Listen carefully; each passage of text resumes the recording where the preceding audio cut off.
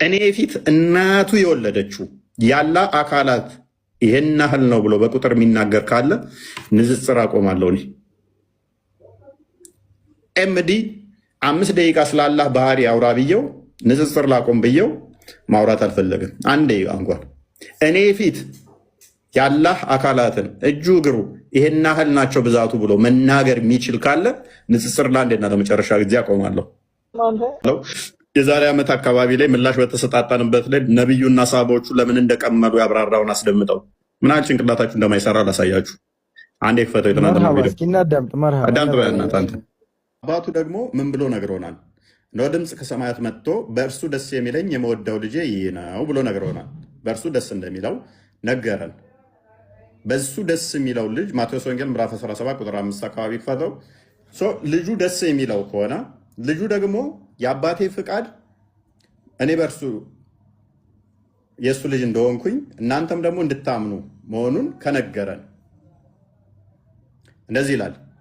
እርሱም ገና ሲናገር እነሆ ብሩህ ደመና ጋረዳቸው፣ እነሆም ከደመናው በእርሱ ደስ የሚለኝ የምወደው ልጄ ይህ ነው፣ እርሱን ስሙት የሚል ድምፅ መጣ። ስለዚህ አብ ስለ ልጁ እንዲህ ይመሰክራል፣ ልጁ ደግሞ ስለ አባቱ እንደዛ ይመሰክራል። እንደዛ ከሆነ በደንብ አስተውል። ስለዚህ አንዱ ለአንዱ ከመሰከረ ወደ አባቱ ሲልክ ልጁ አባቱ ደግሞ ወደ ልጁ ይመልስሃል። ፍቃዱን ማድረግ አለብህ፣ አስተምሮቱ ማድረግ አለብህ። ስሙን ብቻ ይዘህ ትድናለህ ማለት አይደለም። ነገር ግን እነኛ አካላት አንድም እነኛ አካላት ስሙ እንደሚያድን አምነው ታጋንንት ይድናሉ።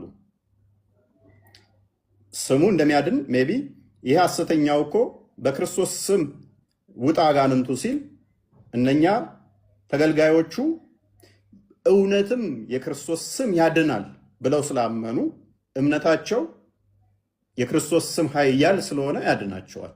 ሰውየው ግን ሌላ ወንጀል ውስጥ አለ።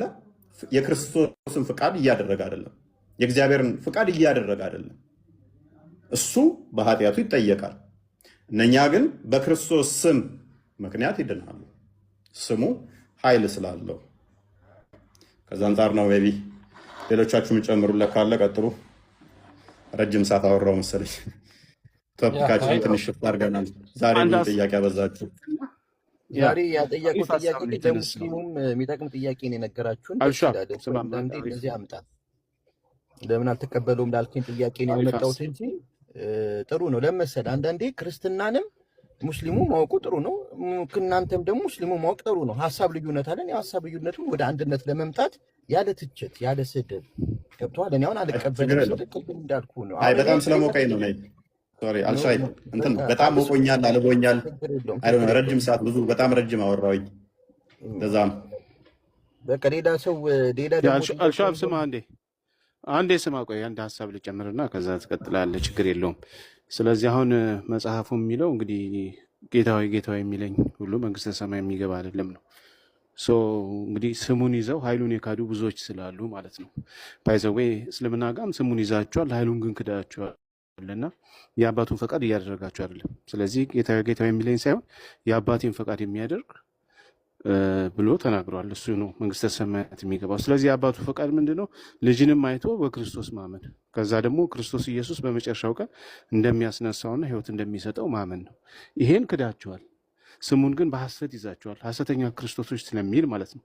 ስለዚህ በሐሰት ክርስቶስን ይሳብላችሁ ይዛችሁ ኃይሉን ለካዳችሁም ይመለከታችኋል። እናንተ ነው ቀጥተኛ በጌታ ስም አጋንንት ባታወጡ እንኳን ኃይሉን በመካድና ስሙን በመያዝ ብቻ የክርስቶስን ኃይል በመካድ የአባቱን ፈቃድ ደግሞ በመካድ ምክንያቱም አባቱ ልጄ ነው የምወደው ልጄ እሱን ስሙት ብሎ ሲናገር ልጁ አይደለም ብላችሁ በመካድ በዚህ ሐሰተኝነታችሁ ወይም ነብያችሁ ሐሰተኛ መሆኑን ይታወቃል ነው። ስለዚህ ከዚህ አንጻርም ልታየው ይገባል። አንድ ክፍል ላይ ብቻ ወይም የሆኑ አካሎች የተነገረ ብቻ አይደለም። ጌታዊ ጌታ የሚሉት ኃይሉን ለካዱ በስሙ ለመጡ ኃይሉን ላልተቀበሉ ወይም ደግሞ የአባቱን ፈቃድ ለማይሰሙ ሰዎችንም የሚያካትት ስለሆነ ከዚህ ደግሞ አንዱ ነብይ ነው፣ የክርስቶስን ኃይል የካደ ነው። የአብን ፈቃድ ወይም ደግሞ የአብን ሐሳብ የተሆነው ማለት ነው። ልጄ ነው እሱን ስሙት በልጅ ህይወት አለ ያለ እሱ ህይወት የለም ብሎ እየተናገረ አይ እሱ እንደ ማንኛውም ነብይ ነው ብሎ የተናገረው ነብይ በዚህ ከዚህ አንጻር። ሌላው ደግሞ በእስልምና ማዳን የለም ላልከው ኢሳ በእስልምና እውራንን እንደሚያበራ፣ አጋንንትን እንደሚያወጣ፣ ሙታንን እንደሚያስነሳ ተጽፏል። አምነ በስሙ ማመን የአንተ መብት ነው ወይም ደግሞ የአንተ ፈቃድ ነው።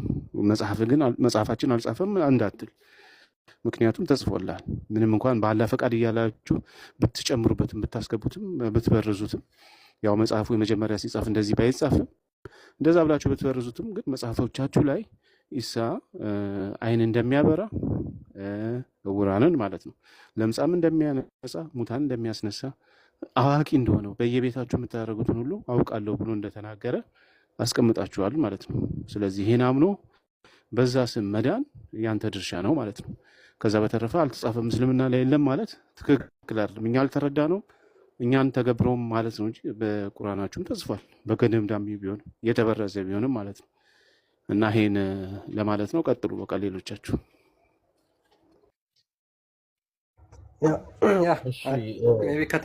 ክርስቲያን አንዴ ቢኒያም ተሳስተሃል። እኔ በመጀመሪያ እንደ እስልምና አስተምሮ ቅድም ብዬዋለሁ፣ ለእፎይ የሀሳብ ልዩነት አለ። ያን ሀሳብ ልዩነትን ወደ አንድነት ማምጣት ይቻላል። ቅድም እንዳልከው ኢሳ እኛም በቁርአን ተቀምጧል፣ ሁሉ ነገር ያደርጋል፣ አሁን አልከውን ሁላ ማለት ነው። ግን በነብይነቱ መጥቶ አስተምሯል። አስተምሮቱም ትክክል ነው። ለነበሩ ኡመቶች ወይ ለነበሩ ህዝቦቹ አስተምሯል። ከዛ ባለፈ ግን ተሰቀለ የሚለው ነገር አናምንበትም። አሁን ቅድም የመጣው ርዕስ ነው። ግን እሱ ቅድም ምናለ በአጋንንት በኢየሱስ አጋንንት ይወጣል ሲለን አንደኛ ሙስሊሞች ቅድም እንዳልከው ረሱል ሰለላሁ ዐለይሂ ወሰለም ኢሳንን በ126 ጊዜ ምናምን ያው ያውቃል ተገልጿሉ። ረሱል ሰለላሁ ዐለይሂ ወሰለም በቁርአን 4 ነው የተገለጹት። በነገራችን ላይ ቁርአን ላይ 4 ነው፣ ከዛ ውጪ የሉም። ግን ትልቁ ፖይንት ምንድነው? ሰይጣኑ ከሱ በላይ ተገልጿል። ቆይ አንዴ በሰማይ ያለው የአባቴ ፍቃድ ካለ ፍቃዱን ተቀብለናል። አሁን እኛ ሙስሊሞች በተግባር ፍቃዱን ተቀበሉ። እንደው የሀሳብ ልዩነት አለ፣ የአማርኛ ያው የቁርአኑን አንተን ሀሳብ አለ ተቀብለን ፍቃድ ምንድነው? ጊዜ አልሻይብ የአባቱ ፍቃድ ምንድነው? ትእዛዝን መቀበል፣ ትእዛዝን ማክበር። የአባቴ ፍቃድ ምንድነው? ቆይ የአባቴ ፍቃድ ፕሊዝ መጽሐፉ የሚለው ብቻ እንበል። የአባቴ ፍቃድ ምንድን ነው አለ። የአባቴ ፍቃድ ዮሐንስ ወንጌል ምዕራፍ 6 እንዳለው ተቀብሎ ነው። ግን እንደ ክርስትና አሁን እኛ የምናወራው እንደ ክርስትና ነው። አሻይ መጽሐፉ የሚለው ብቻ እንበል። የአባቴ ፍቃድ ምንድን ነው የሚለውን ብናይ አይሻልም? በሰማይ ያለው የአባቴን ፍቃድ ማለት በሰማይ ያለው የአባቴን ፍቃድ የሚያደርግ እንጂ ዮሐንስ ወንጌል ምዕራፍ 6:40 ላይ ክፈተው። ቆይ እሺ አንብበው ይሄን ክፍል። የአባቱ ፍቃድ ምን እንደሆነ ይንገረን። ግን አይደለም እኮ አሁን አንተ ቅድም አጋንንት ስላልክ ነው እንጂ እርሳችን አይደለም። ችግር የለውም። እሺ እመጣላለሁ። በቃ እንደዛ ከፈለከኝም ችግር የለውም። ኤኒዌይስ አንብበው እስኪ የአባቱ ፍቃድ ምን እንደሆነ።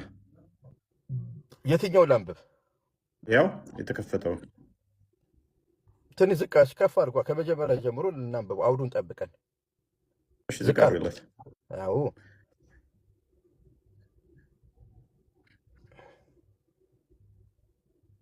የትኛው ነው? 39 ነው ማነበው።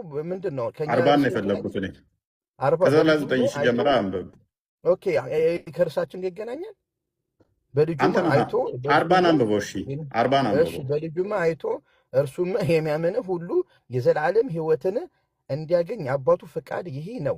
እኔም ይላል በመጨረሻ አባቱ ሳይሆን አይሻይብ የአባቱ ሳይሆን የአባቱ ፍቃድ ሳይሆን የአባቴ ያው የአባቴ። ስለዚህ የአባቱ ፍቃድ ምንድን ነው?